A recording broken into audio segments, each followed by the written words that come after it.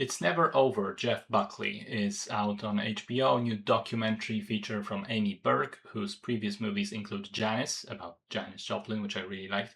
This is, of course, about Jeff Buckley, the singer who died suddenly at a very young age in 1997, having recorded only one album until that point, Grace, and that album being widely considered one of the best albums ever. So I only had vague knowledge about Buckley before. I knew him primarily from his terrific, I would even say definitive cover of Hallelujah. It was very interesting learning more about his short life, what kind of a person he was, how he died.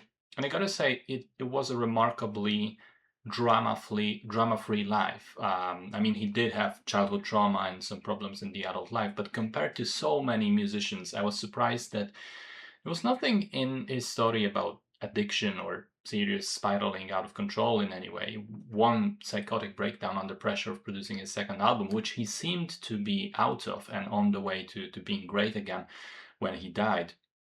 He also seemed like a very charismatic, interesting, kind person.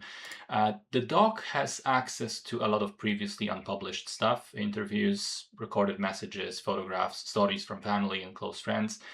I would say I would have liked for it to put more focus on the music because having watched it, I still don't feel like I really know Buckley's style.